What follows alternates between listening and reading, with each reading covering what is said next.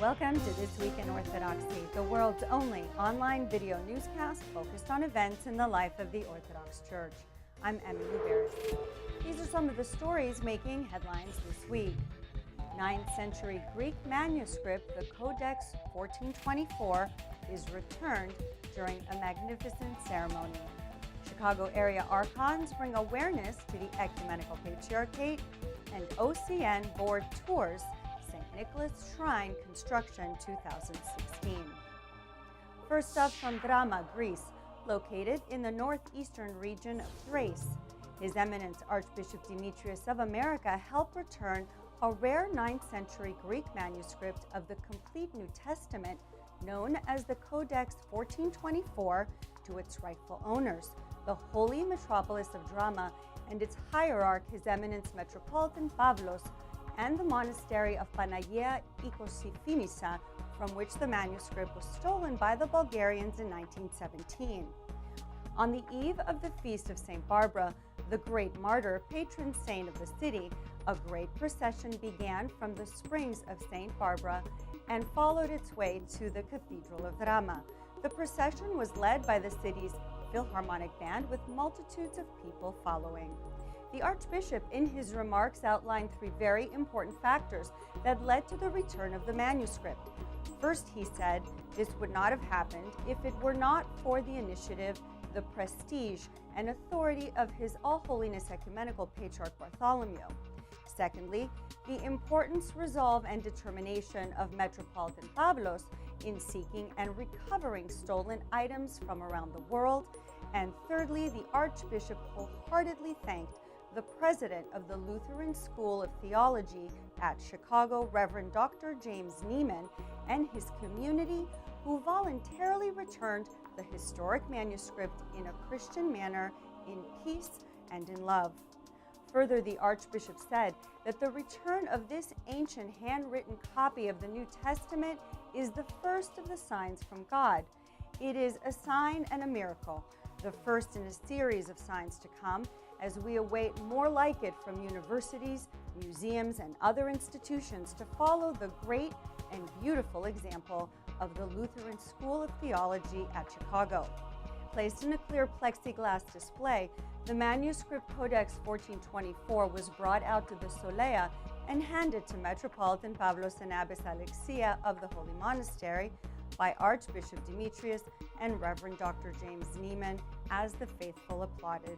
His All Holiness is the flag bearer of this struggle for justice for the Holy Monastery of the Panagia Ikosifenissa, and from his example, we derive strength and resolve to continue.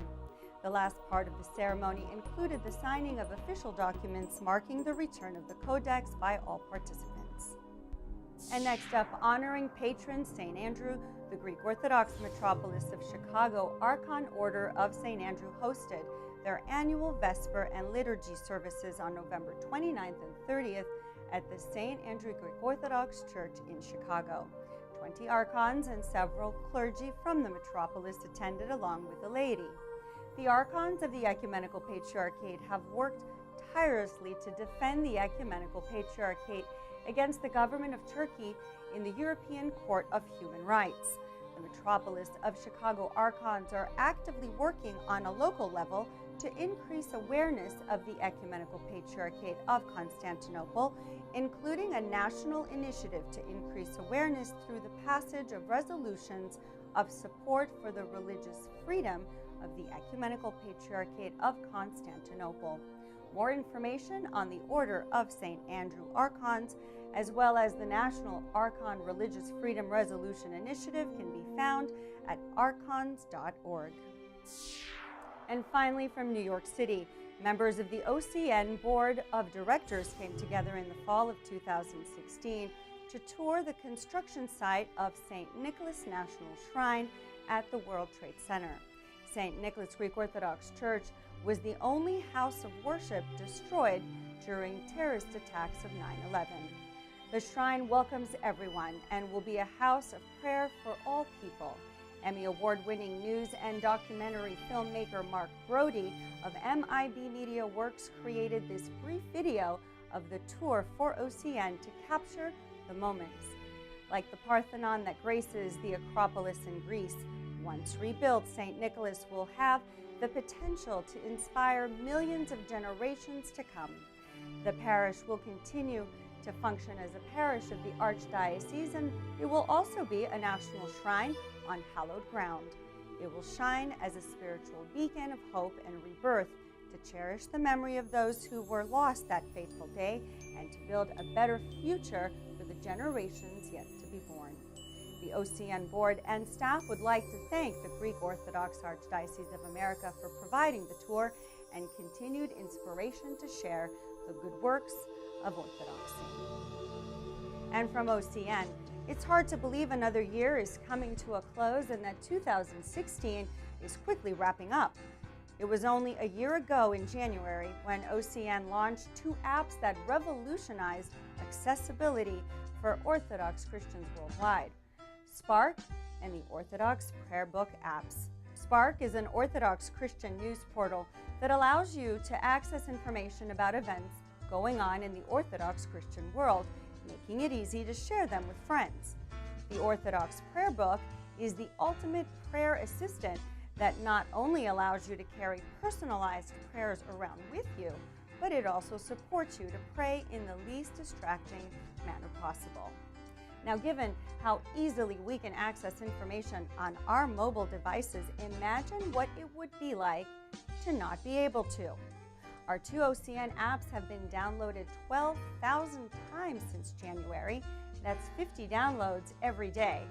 App user Kolelos shared, "Finally, an app that brings me news from all over the Orthodox world. I check it daily now. I've recommended it to several friends." Unfortunately, our current suite of apps is only available to iOS users, which make up about 13.9% of smartphone users. Follower Vassal commented about this gap.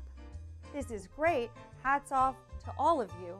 Unfortunately, I, as well as the many other Android users, will not be able to utilize this incredible tool. Please build an Android app as well soon." He's not alone. 82% of smartphone users are Android users. That's over 2 billion people worldwide that cannot access our apps. This is where we need your help. Help us fill the gap. Much like public radio and TV, we rely on support from our viewers, listeners, and myocn.net visitors like you.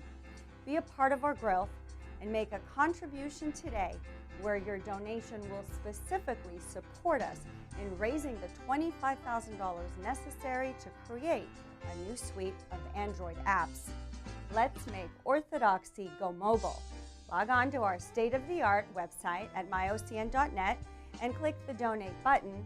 Then take a moment to share it on social media with the hashtag #GoMobile so others are inspired to support OCN too. And that brings another edition of This Week in Orthodoxy to a close. Wishing you a blessed week. For everyone here in our OCN studios, I'm Emmy Louveris. Let's go forth in